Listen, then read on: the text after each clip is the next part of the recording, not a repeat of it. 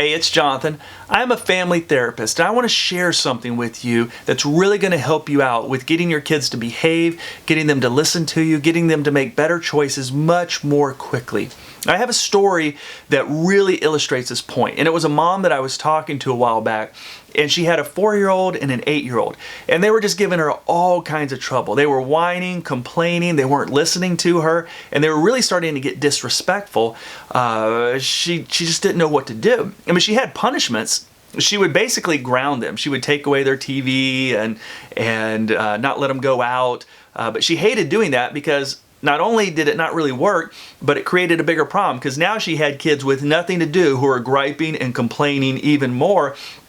And it got so bad that she found herself getting really angry. She told me this one morning when the kids woke up, she said it was like the first thing that came out of their mouth was complaints. And then they started griping and whining. And by the time it was breakfast time, they were arguing about the cereal and they didn't like the cereal. And she just could not take it anymore. She grabbed the cereal, threw it across the kitchen. It broke and little pieces of Cheerios or whatever it was went all over the place.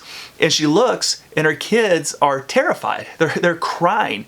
So she feels so horrible about that. And then she didn't want to be that kind of mom that screamed and yelled at her kids, but she got to where she just could not stand to be around them. So now she's isolating. She's staying in the other room. She's coming up with excuses of how she can stay away from them and distance them. And she felt horrible about that too. You know, and the thing that really stinks for her in that situation is when her kids get older, they're not going to remember all of their misbehavior, you know, because it made sense when you heard her story why she was getting so upset. But her kids aren't going to remember that. They're going to remember that they were a 4-year-old and 8-year-old kid who just didn't know how to do anything better, and their mom was screaming at them and yelling at them and then not talking to them for days on end. It's very wounding. And she saw that pattern and she so desperately wanted it to stop. So let me tell you what we did. She came up with a way to respond much more quickly because her kids just weren't learning. I mean, basically she was giving warning after warning after warning, but those warnings wore off. The kids just didn't believe them anymore and they really didn't care, and that would continue to the point that she blew up. She needed a response that was much more quick, much more immediate, that taught them what to do and how to handle themselves better. So with her 4-year-old, we came up with what's called the mini timeout, and I've used that with a lot of different families. It's pretty effective with little kids like preschoolers, early elementary.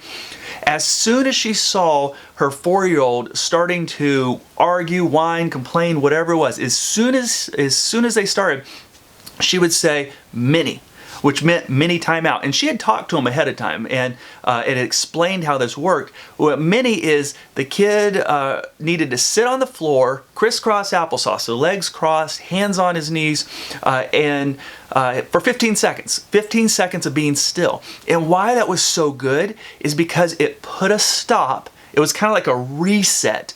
And then she was able to explain it. So she would say, hey, you're complaining, we don't complain, mini timeout.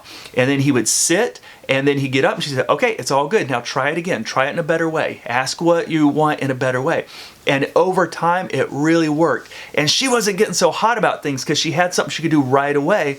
And she didn't have to worry about that it was too harsh of a punishment. It was 15 seconds for her kid to get refocused, to learn what he needed. And over time, she saw his behavior massively improve.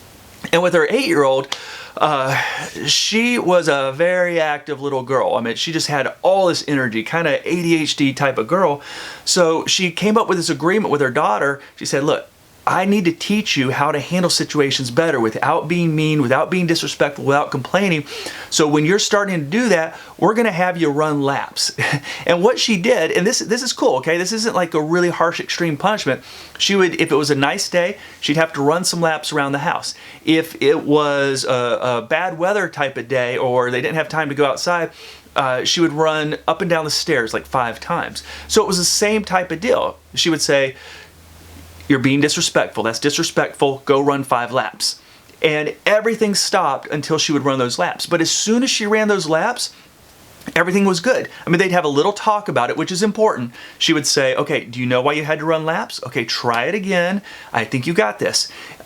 And what the mom found is she didn't have to go to that extreme punishment, but for a very few times, and those were some extreme situations. Her kids were getting it because she explained it, because she was focused on learning, and she was able to keep her cool. It empowered her. This stuff works. Now, it doesn't have to be running laps. It doesn't have to be a mini timeout.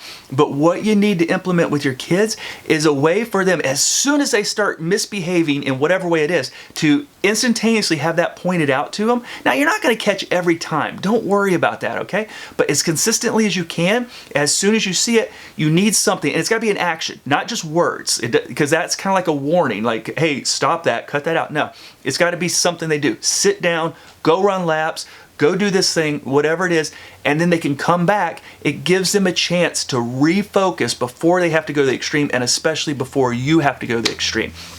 Hey, it works.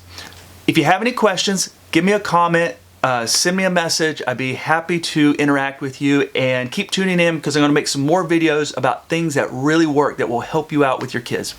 Take care. Talk to you later.